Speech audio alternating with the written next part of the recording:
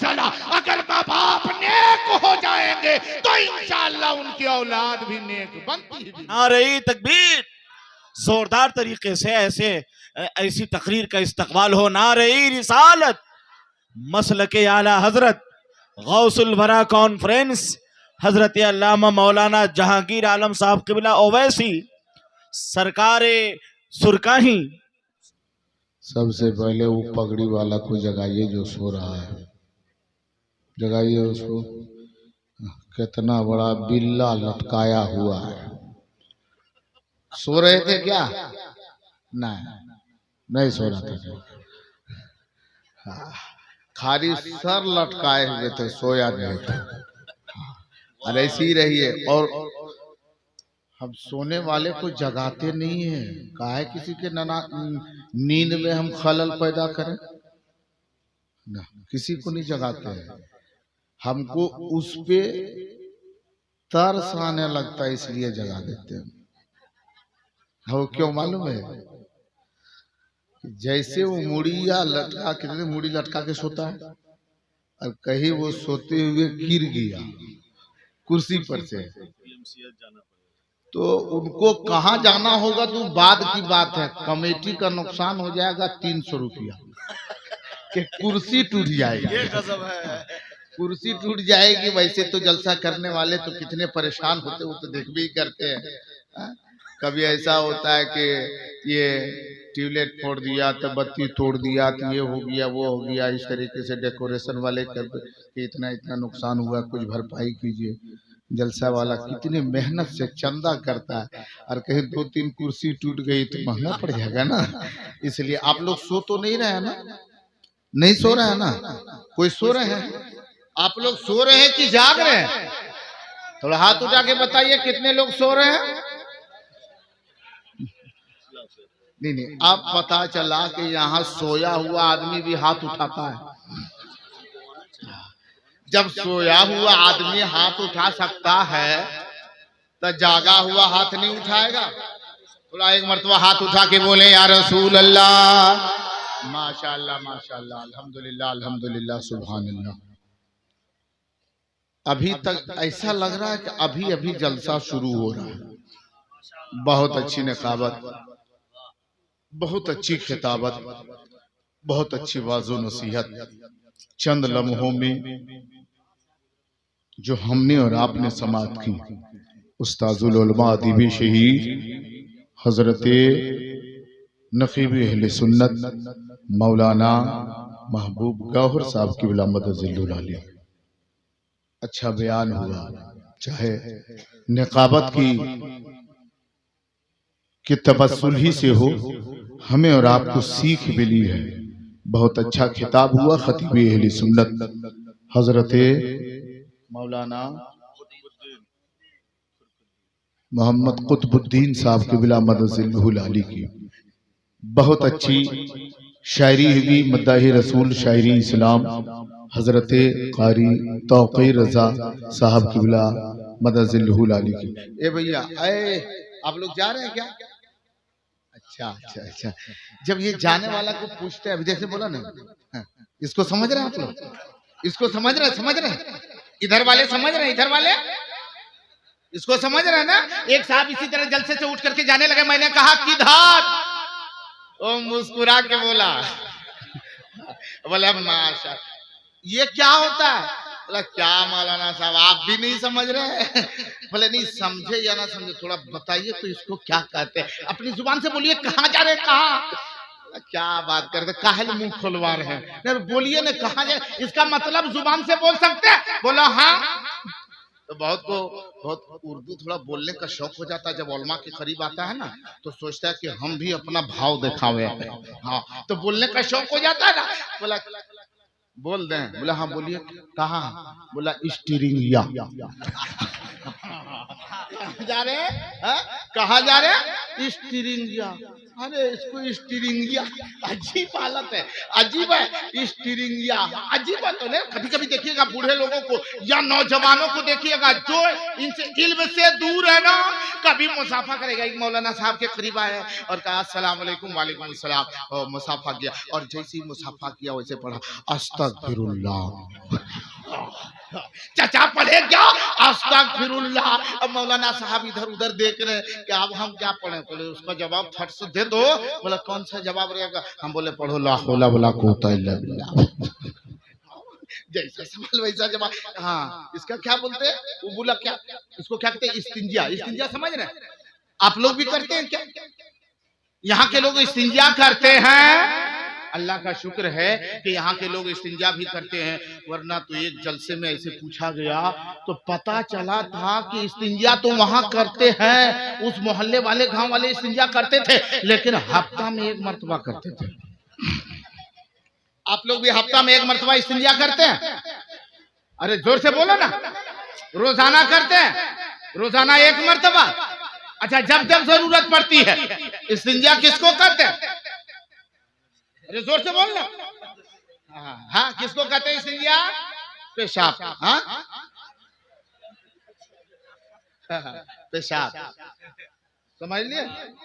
पेशाब करने को इस्तिंजा कहते हैं। ये सही है? अरे सही है, लगा नहीं सही मौलाना साहब, इसी तो हम लोग इस्तिंजा कहते हैं, पेशाब करने को इस्तिंजा। अच्छा ये बताइए, अगर पेशाब को इस्तिंजा कहते हैं तो पेशाब खाली आदमी ही करता है कि जानवर भी करता है? जानवर करता है कि नहीं करता? अरे जानवर पेशाब करता है ना, तो जानवर पेशाब कर रहा हो तो क्या कहिएगा, अभी मेरा बैल इस्तिंजा फरमा रहा है। इस्तिंजा पर बैल को कहिएगा। अरे एक चीज भी जान लीजिए, एक चीज भी ख्याल रखिए, एक लफ्ज देता हूं, गौर कीजिएगा, गौर कीजिएगा कि बैल जब पेशाब करता है ना, कितना ही वो बैल अस्कतिया हो, कसलान की बीमारी हो, सुस्ती हो, कुढ़िया हो, हाँ, लेकिन याद रखिए जब भी बैल पेशाब करेगा तो खड़ा होकर करेगा। पेशाब करेगा तो क्या करेगा? खड़ा हो जाएगा। रात के 12 बजे अगर बैल को पेशाब की जरूरत पड़ी ना, बैठा है, सो रहा है, बैठ के सर जमीन पे रखा है, लेकिन जब पेशाब की हाजत पड़ेगी तो 12 बजे रात उठ करके खड़ा होगा, पेशाब करेगा, फिर बैठेगा। खड़ा होकर पेशाब कौन करता है? अरे जोर से बोलना। खड़ा होकर के पेशाब करने वाला क्या होता है? क्या होता है? अब सोच लीजिए, जो खड़ा पेशाब करता है वो क्या है? अरे जोर से बोले क्या है? हाँ, अब देखिएगा कि कौन कौन बैल है।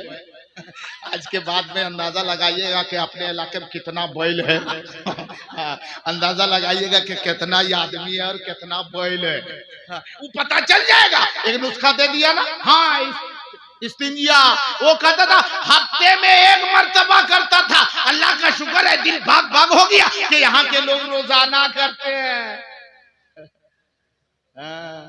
और पूछा गया इस्तिंजा किसको कहते हैं? बोला पेशाब करने को। अरे तो पेशाब तो बैलो करता है। पेशाब करने के बाद पेशाब के रास्ते को साफ करना, मिट्टी के ढेले वगैरह से पानी से धोना, पानी लेना, पाकी हासिल करना, इसका नाम है इस्तिंजा। तो आदमी ये रोजाना नहीं करता है, अक्सर देखिएगा हफ्ता में एक मर्तबा इस्तिंजा करता है। कब? वो भी जुमा का दिन, कि नहा धो के गया जुमा पढ़ने और वहां पेशाब की हाजत पड़ी तो इस्तिंजा खाने में गया, पेशाब किया, इस्तिंजा किया, जुमा खत्म, इस्तिंजा खत्म।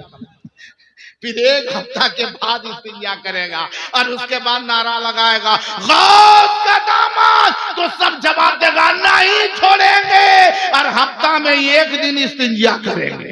ये कैसा दामन पकड़ा है? ये कौन सा दामन पकड़ा?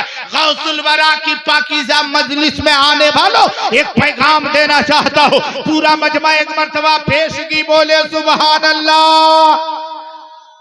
अच्छा, ये बीच वाले जो है इसके पास ये लोग सो रहे हैं क्या? गमछे वाले देखे, अच्छा एक मर्तबा हाथ उठा के एक मर्तबा और बोले सुभान अल्लाह।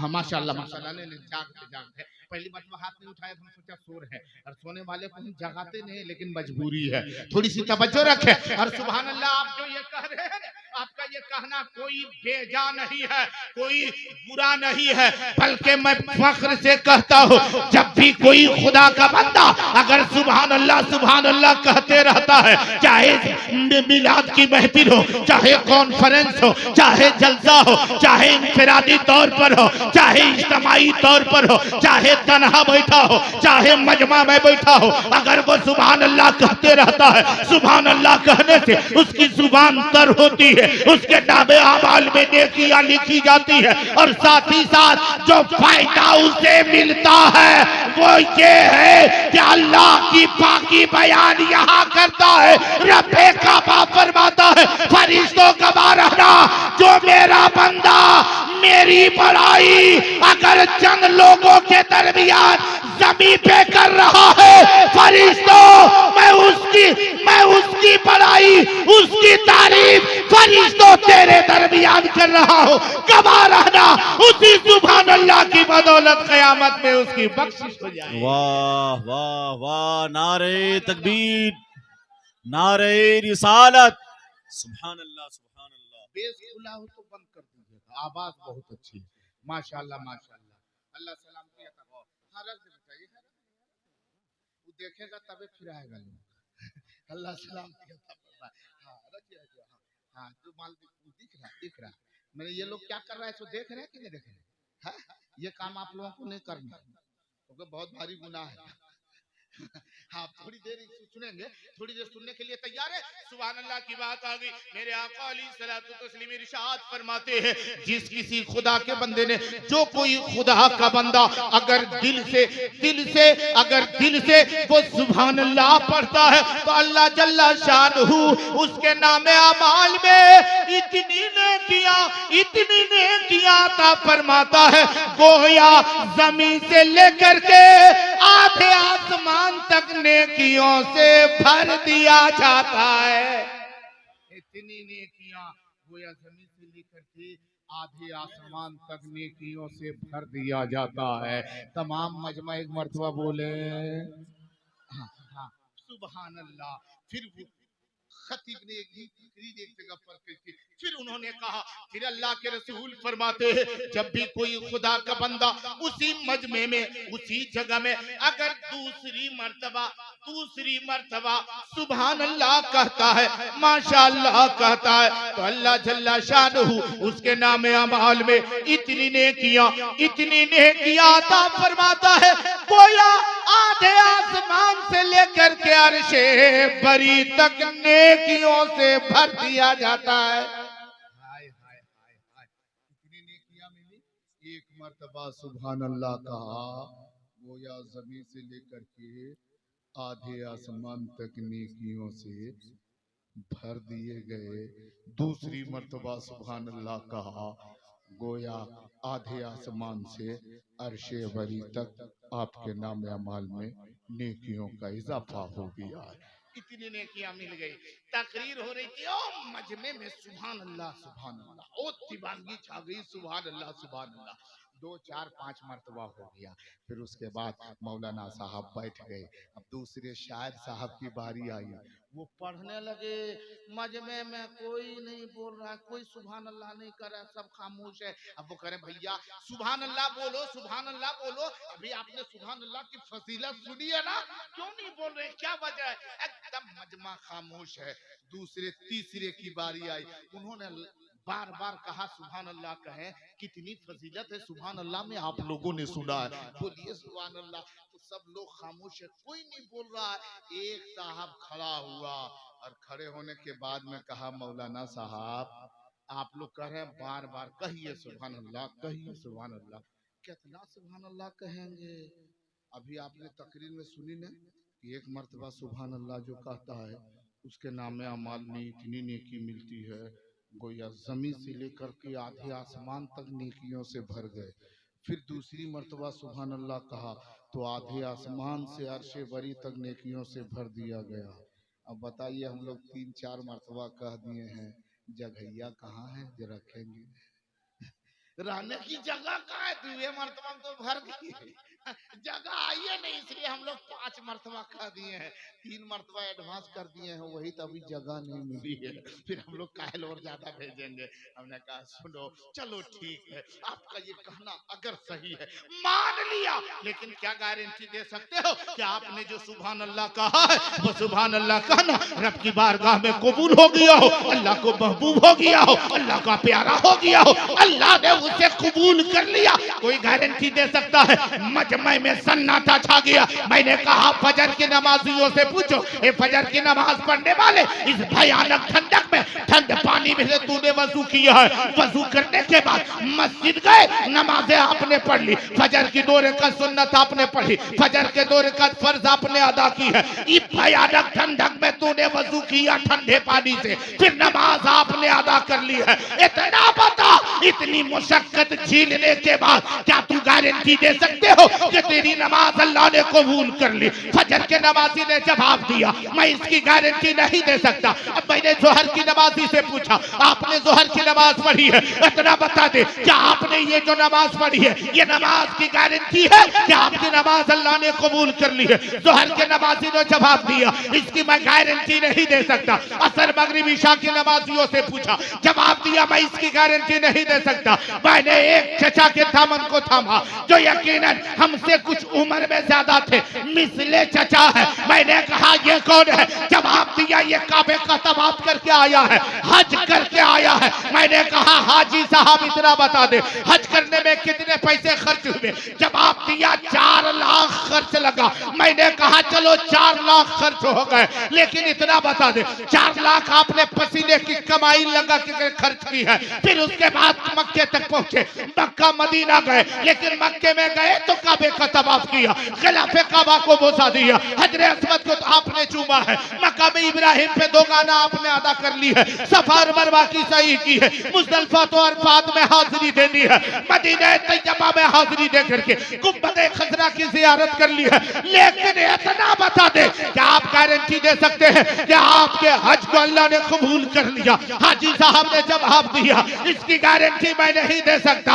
हज करना नमाजियों का जवाब, हाजियों का जवाब यही था कि हज करना मेरा काम है, कबूल करना खुदा का काम है। लिहाजा मजमे में जलसे गौसुल वरा में आने वालों हर बात जुबान को सुभान अल्लाह से तर करो और नियत ये करो कि सुभान अल्लाह कहना हमारा काम है, इसे कबूल करना तो खुदा का काम है।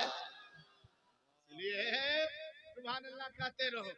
और उस पाकीज़ा मजलिस में हम और आप तशरीफ लाए हुए हैं, आपकी हाजिरी हुई है। क्या नाम है? जलसे गौसुल वरा। किसी ने कहा मौलाना जहांगीर आलम ओवैसी अजीब सिस्टम पैदा हो गया। हमने कहा हुआ क्या? जब 11वीं का महीना जो आप कहते हैं ना रबीउस सानी को कि ये 11वीं का महीना है, 11वीं शरीफ का महीना है। ए भैया ए टोपियल है सुनिए ना, इधर देख के जाइए ना, थोड़ा चेहरा देखे। हाँ अच्छा हाँ, वो जाते जाते कह रहा हम जा नहीं रहे आ रहे हैं। अब सोच लीजिए कि आने वाला किधर जाता है, उल्टी चल रहा है। अल्लाह सलामती अता फरमाए। वो आ जाएंगे, जरूरत से गए हैं, आपको भी जरूरत हो तो जा सकते हैं, कोई टेंशन नहीं है, लेकिन फिर आ जाइएगा। मेरी तकरीर सुने या ना सुने, मुअज्जम शोरा अभी तशरीफ रखे हुए हैं और बहुत शोरा अभी बाकी है, उनकी शायरी आप हजरात को समाअत करनी है। मैं तकरीर शुरू करूं, सुनेंगे आप लोग? सुनने के लिए तैयार हैं? अरे सुनने के लिए तैयार हैं? एक मर्तबा पेशगी बोले या रसूल अल्लाह। माशाअल्लाह माशाअल्लाह सुभान अल्लाह अल्हम्दुलिल्लाह, अल्लाह सलामती अता फरमाए। कहा जब रबीउस सानी का महीना आता है, मस्जिद के इमाम को देखिए, जब वो तकरीर करते हैं एक बात बोलते हैं कि गौसे आजम ने मुर्दा को जिंदा कर दिया। अच्छा बताइए आप लोग भी कभी सुने कि नहीं सुने? अरे जोर से बोले, सुने है ना? गौसे आजम ने मुर्दा को, अरे जोर से बोले, मुर्दे को हाँ, मस्जिद का इमाम तकरीर करे कि गौसे आजम ने मुर्दा को जिंदा कर दिया, और मुकर्रिर तकरीर करे गौसे आजम ने मुर्दे को जिंदा कर दिया। जलसा हो तो भी यही तकरीर, मिलाद हो उसमें भी तकरीर, कॉन्फ्रेंस हो उसमें भी तकरीर, मस्जिद में खिताब हो उसमें भी तकरीर, मोहल्ले में बयान हो उसमें भी तकरीर। हर जगह देखिए सब मौलवी ये तकरीर करते कि गौसे आजम ने मुर्दा को जिंदा कर दिया। जहांगीर आलम ओवैसी, मौलाना साहब आप बताइए आखिर लोग ऐसा क्यों करते हैं, क्यों ये तकरीर करते हैं? हम बोले इसमें बुराई कौन सी है? कहा चाहिए बताइए, मुर्दा मरा हुआ आदमी जिंदा कैसे हो सकता है? ये तो हमको समझ में नहीं आता है। मैंने कहा चल सुनिए, गौसे आजम ने मुर्दा को जिंदा कर दिया तो इसमें हैरत की क्या बात है? बोला हैरत की बात नहीं है। अच्छा ये बताइए गौसे आजम का पैर था कि नहीं? हमने कहा हाँ पैर भी था। बोला हाथ भी है। कहा आँख? मैंने कहा आँख कान नाक पूरे जिस्म इंसान जिस्मानियत ये इंसानों की तरह। कहा जब वो इंसान होकर के मरा हुआ इंसान जिंदा कर दे ये कोई मानने वाली बात है? हम बोले अभी तुम इसी चक्कर में लगा है कि गौस ने मुर्दा को जिंदा कर दिया। और बड़ी बात बताऊं? बोला बोलिए। हम कहे तुम यही चक्कर में लगा कि गौस ने मुर्दा जिंदा किया है। मेरे गौस ने जहां मुर्दा जिंदा किया है वहीं मुर्गा भी जिंदा कर दिया है। कहा मुर्दा भी जिंदा और मुर्गा भी। अभी वाह तक वाह तो वाह, खाली मुर्गे हम लोग सुने थे, अब एक और आपने बढ़ा दिया कि मुर्गा भी जिंदा कर दिया। वाह वाह वाह मुर्गा वाह। कहीं जिंदा हो सकता है? हमने कहा आप भी चाहेंगे तो जिंदा कर सकते हैं। वो खिलखिला गया, बोला बहुत अच्छी जगह आ गए। हाँ, जल्दी कोई बताइए कौन सा तरीका अपनाना पड़ेगा कि मुर्गा जिंदा हो जाएगा? हाँ, कौन तरीका? हमने कहा तरीका तो बता देंगे। बोला तो जल्दी बता दीजिए ना ताकि साल में 2 मुर्गा खरीदे करेंगे। बोला काय को? बोला एक मुर्गा शाम को जबा करेंगे, रात में बाल बच्चे सब खाएंगे, सुबह सारी हड्डी को इकट्ठा कर करके उसको कहेंगे उठ। मुर्गा खड़ा हो जाएगा, उसको अलग उधर बांध देंगे और पहले जो बंधा हुआ मुर्गा उसको सुबह जबा कर देंगे। दिन भर बाल बच्चे उसको खाएंगे और शाम को उसको कहेंगे अब तुम जाओ उस जगह पे उठ। उसको खड़ा कर देंगे, उसको बांधेंगे, बंधा हुआ लाएंगे। बस 2 मुर्गा में तो 12 महीना चल जाएगा। हाय हाय, फायदे के लिए फौरन पलट गया। मैंने कहा मुर्गा जिंदा किया। बोला तो बताइए ना हम भी कर सकते हैं? बोला हाँ हाँ आप भी कर सकते हैं। आप लोग भी सोचते होंगे कि बढ़िया मौलाना बोला है कि वो मुर्गा जिंदा करने का तरीका बताइए दे रहा है। अब जितना मुर्गा है सबको उठा करके खड़ेन करके रख देंगे हैं? लेकिन सुने आप लोग भी सुनेंगे सुनेंगे। अरे चाहते हैं आप लोग भी मुर्गा जिंदा हो जाए? चाहते हैं? जिंदा करना चाहते हैं? बोला कौन नहीं चाहता है मौलाना साहब, हम लोग तो दिल से चाह रहे हैं लेकिन शर्म आ रही कि कैसे कहें। कि कहेंगे कहेगा यही लालची आदमी। नहीं नहीं नहीं आप भी जिंदा कर सकते हैं। उसने भी कहा था कैसे? मैंने कहा सोच, अरे गौसे आजम जिस गौस की बात करते हो जिन्होंने मुर्दा जिंदा किया, अंगुली का इशारा किया तो मुर्गा भी जिंदा हो गया। दबा किया, पका हुआ खाया हुआ मुर्गा जिनकी हड्डियां इकट्ठा कर दी तो वो मुर्गा भी उठ के खड़ा हो गया। फकत गौस का इशारा पाया। पूछा बताइए तरीका क्या था? मैंने कहा अरे गौस की जुबान में वो तासीर थी, उस गौस की बात कर रहे हैं जिस गौस ने ईशा के वजू से फजर की नमाज 40 साल तक। कितने साल तक? अरे जोर से बोलो कितने साल? 40 साल।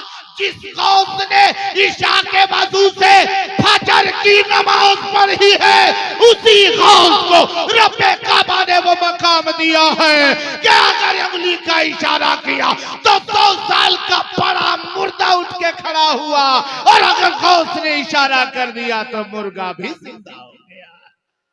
कितने साल ईशा के वजू से? कितने साल ईशा के वजू से फजर की नमाज पढ़ी है? बोला ईशा के वजू से। बोला हाँ। हंसने लगा। बोले क्यों हंस रहे? बोला ये तो बहुत हल्की बात आप बता दिए। अच्छा बहुत हल्की है। बोले कैसे? बोला ईशा के बाद तो कोई फर्ज नमाज तो है नहीं। बोला नहीं। बोला ईशा के बाद तो डायरेक्ट फजर ही है। बोले हाँ। बोला तो कौन बड़ी बात? ईशा में वजू किए तो फजर तक वजू रह गया। हम लोग तो हफ्ता हफ्ता वजू करते हैं। हाँ, जुमा के जुमा वजू करते हैं। अरे बाप रे हम लोग एक हफ्ता में करते हैं। अगर वो इतनी देर में किए तो क्या हुआ? अरे बकलो, तुम्हारा वजू टूटता है कि नहीं? बोला ये सब हम लोग नहीं जानते। वजू किन चीजों से टूटता है? अगर किसी से पूछा जाए वजू किन चीजों से टूटता है तो बड़ी मुश्किल से 1 2 3, उससे ज्यादा बयान करना बड़ी मुश्किल हो जाएगा। पूछा जाए किन किन चीजों से वजू टूटता है? बोला पेशाब पखाना करने से, री खारिज होने से वजू टूट जाता है। बोला और कुछ? बोला ये सब टेंशन नहीं लेते इमाम साहब, किस लिए?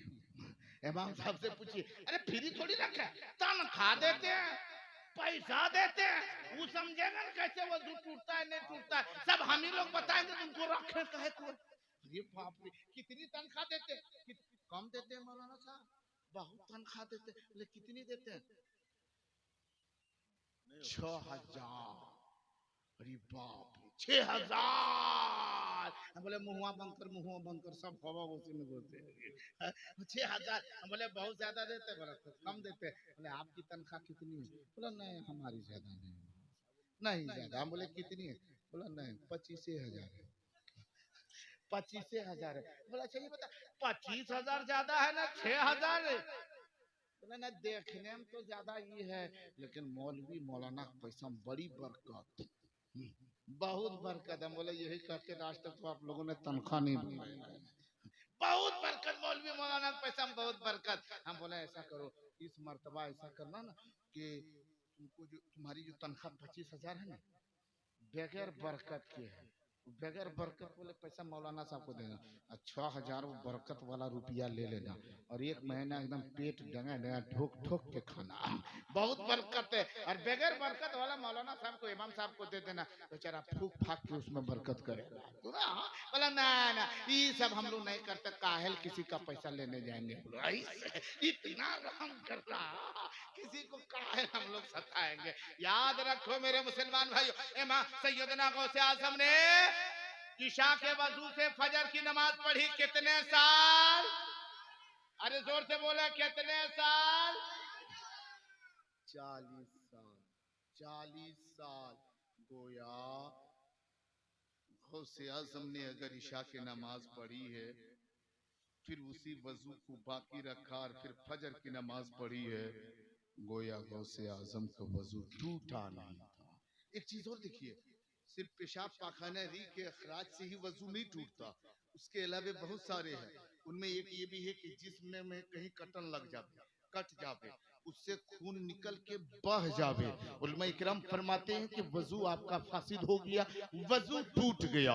कभी ऐसा होता है कि आदमी इशा का वजू किया या किसी वक्त वजू किया, वजू करके अभी नमाज पढ़ने को जा रहा था, और जाते ही जाते फिर सोचा कि पहले खाना खा लो। खाना खाया, खाने के कुछ दाने या उसके रेजे दांत में फंस गए, कोई तिनके को लिया, खिलाल करना शुरू कर दिया, और खिलाल करते करते करते मस्जिद तक गया, और जब उसे देखा खिलाल किया, थूका तो थूक खून से लाल हो गया था, रंगीन हो गया था, थूक का कलर बमिसले खून हो गया था। अब उसे थूकते गया, मस्जिद गया, वहां कुल्ली किया, नमाज पढ़ लिया। मुफ्तियान इकराम से फरमाइए, पूछिए, फरमाते हैं कि नमाज नहीं हुई, क्योंकि उनका वजू टूट गया, खून निकल गया था, वजू टूट गया। अब इतनी नहीं कि खाली खून निकले तो वजू टूट जावे, एक चीज और देखिए, नवाक़िज़े वजू में से एक ये भी है कि अगर कोई सो गया तो वजू, अरे जोर से बोलो, सो गया तो वजू टूट गया। अब चाहे लेट के सोवे, चाहे टेक लगा के सोवे, चाहे चुपचाप बैठ करके सो जाए। कभी कभार देखिएगा जुमा में इमाम साहब वो तकरीर पे तकरीर, बयान पे बयान, लोगों को तालीम दे रहे हैं, तकरीर कर रहे हैं, बात कर रहे हैं, नसीहत कर रहे हैं, और बैठे बैठे जुमा में सो रहा है, लगता है एकदम पहाड़ पर चढ़ रहा है। कभी करते चढ़ते सोते सोते कहेगा ऐसा अजीब है। ओ इमाम साहब की तकरीर हो रही, और 3 मरतबा गियर बदलता, लगता पहाड़ पे चढ़ रहा, और उसके बाद भुड़सना इधर गिरा, इधर गिरा।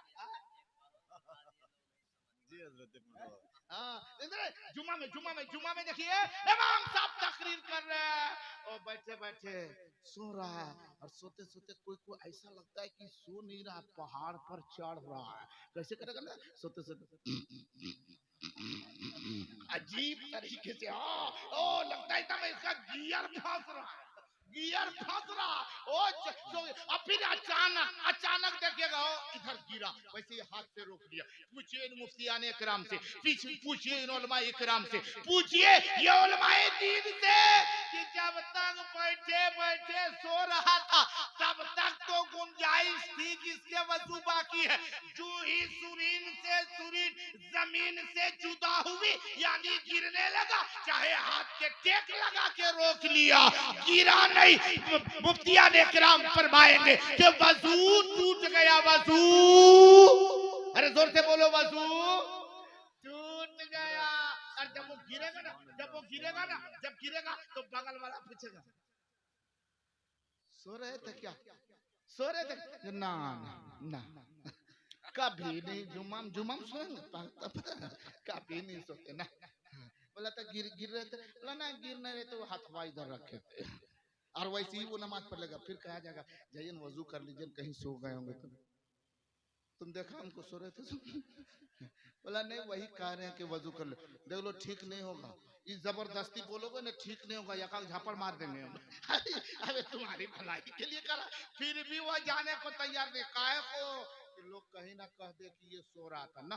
बगैर वजू के पढ़ लेंगे ये सही, लेकिन हम बेइज्जती दुनिया में नहीं सहेंगे ना। तो यहाँ बेइज्जती नहीं सहेगा क्या हुआ, वहाँ कब्र में जब ठोकैया होगी तब समझ में आएगा कि वजू बगैर वजू के हमने पढ़ी थी, उसकी सजाएं क्या मिल रही है। पता चला सोने से वजू टूट जाता है। अब ये बताओ गौसे आजम ईशा के वजू से फजर की नमाज पढ़ी कितने साल? 40 साल। पता चला मेरा गौस 40 साल रात में सोए, अरे जोर से बोले, सोए नहीं थे। तब कहीं अल्लाह ने इतना बड़ा मकाम दे दिया कि इशारा कर दे तो मुर्गा भी खड़ा हो जाए। हम लोग हफ्ता में 2 रकात पढ़वे करते, मुर्गा खड़ा होगा, मुर्गा का एक पंखियों नहीं उड़ा पाएंगे। क्योंकि हफ्ता में एक दिन, और वो भी देखिए कभी कभी एकदम कोढ़िया आदमी, अस्कतिया आदमी जो रोजाना काम कर रहा है। कब ये शनिचर है, इतवार है, पीर है, मंगल है, बुध है, जुमेरात है, ये 5 दिन काम किया और 6 दिन काम किया। अब इतने दिन काम किया और जुम्मा के दिन रोजाना मजदूरी करने 8 बजे जाता था, शाम को आता था। बीवी भी खुश रहती थी, नौजवान भी खुश रहता था, लेकिन सोचता था किसी दिन छुट्टी किसी बहाने से मिले। एक दिन एकदम बेफिक्र सो रहा था, बीवी देखी कि 8 बज गया है, अभी तक उठा नहीं है। सुबह को बीवी जल्दी से गई और कहा उठिए ने। अरे सोने दो। बोला नहीं उठिए ना, देखिए ना 8 बज गया है, कब जाइएगा काम करने? नौजवान आँख खोला, बोला क्या कर रही? बोला 8 बज गया है, उठिए मुँह हाथ धोइए, जाइए काम पे जाइए, 8 बज गया। एकदम अनपढ़ जाहिले हो, इसीलिए कहते हैं पढ़ल लिखल लड़की से शादी करनी चाहिए। बोला क्या हुआ आपको, टाइम बता रहे हैं 8 बज गया? पता नहीं आज कौन दिन है। बोला कौन दिन है? आज जुम्मा है। बोला तब जुम्मा को काम करेगा तो जुम्मा कब पढ़ेंगे? अरे बाप रे बाप, जुम्मा पढ़ने के लिए काम नहीं। ओ अस्कती आदमी।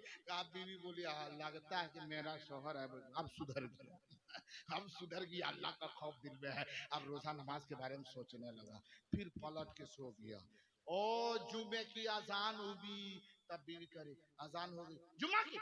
ओहो बहुत देर सो गए, अभी तक हम कितनी तस्बीह पढ़ लिए होते। हाय हाय हाय, ओ जल्दी जल्दी नहाया धोया, ओ लुंगी लाओ, कुर्ता लाओ, तो तौलिया लाओ, गमछा लाओ, जल्दी जल्दी बीवी इंतजाम कर दी। पानी भर दो, नहाया धोया, कुर्ता पहना, तहबन पहना, तौलिया ऐसे गमछा रखा। और उसके बाद में बीवी बोली जाइए तर्जुमा पढ़ने।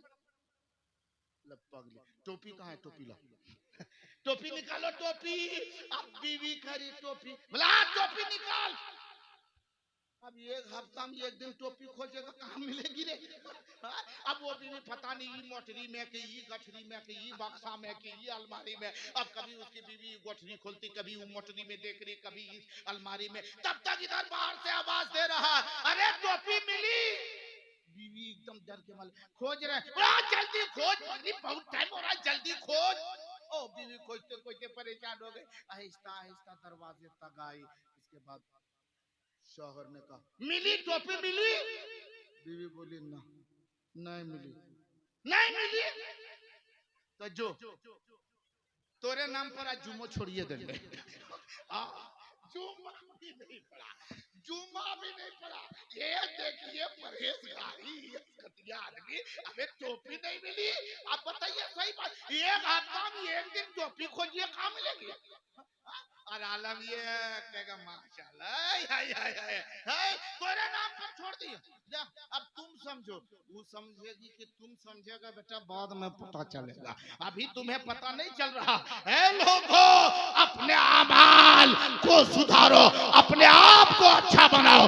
अगर हम अच्छे हो गए, हमारा बेटा अच्छा हो जाएगा, हम अच्छे हो गए, हमारी औलाद अच्छी हो जाएगी। अगर माँ बाप अच्छे बनेंगे, उनकी औलादें अच्छी बनेगी। अगर माँ बाप सजदा करेगा, बाल बच्चे सजदा करते देखेंगे, यकीनन वो भी उनके अंदर भी सजदे की तरह पैदा हो जाएंगे। अगर आपको कुरान की तिलावत करते देखेंगे, बाल बच्चे आपके औलादे कुरान की तिलावत करने के शौकीन हो जाएंगे। अगर आप बुजुर्गों की ताज़ीम करेंगे, बच्चों के अंदर वो जज्बा पैदा होगा। अगर आप अपने इमाम की इज्जत करेंगे, बच्चों के अंदर वो जज्बे पैदा होंगे। पता चला, अगर माँ बाप नेक हो जाएंगे तो इंशाअल्लाह उनकी औलाद भी नेक बनती है।